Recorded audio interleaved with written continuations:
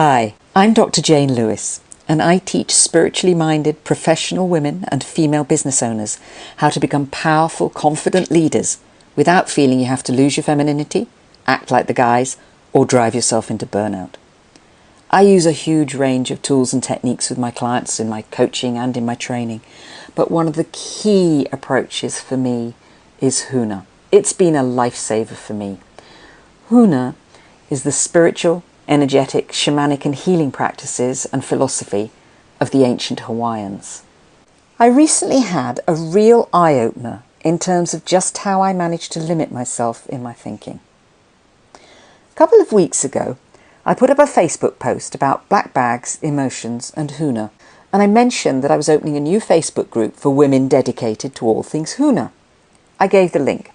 Having spent the last 12 years telling myself and anyone else who would listen that there's no point in trying to teach Huna over here because no one has heard of it, and if they have, they aren't interested in learning about it, I thought a few mates would probably join in a desire to be kind.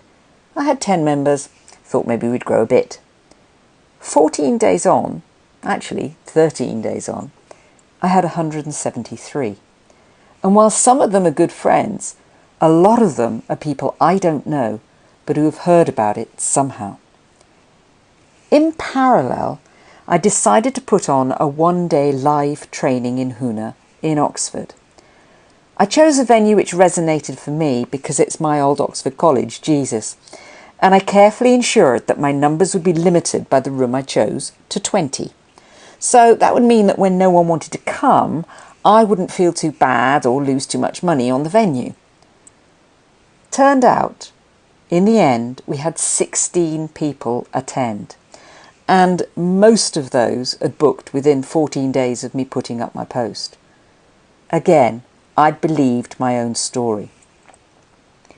All of which just goes to show how easy it is to believe your own bullshit. But when you actually step out of your story and step up, people show up to show you that it's just that, a story.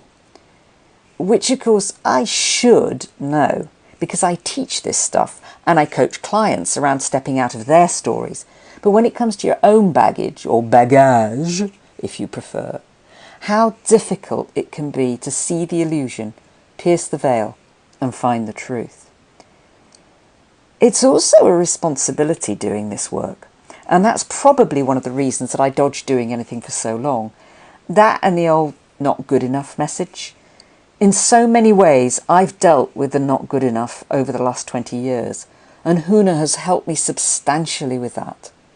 Mostly I'm comfortable in my own skin. But of course, the problem with your own story is that once you believe it to be true, you don't question it.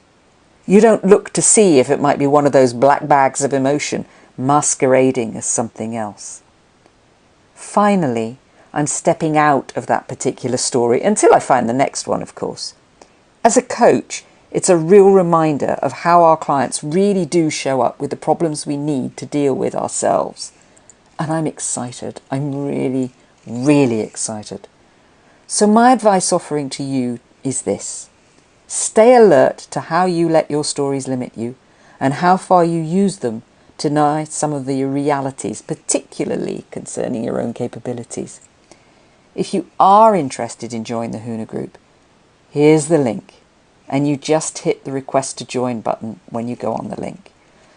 There's also information on there about workshops that I'm running, and I look forward to seeing you in there.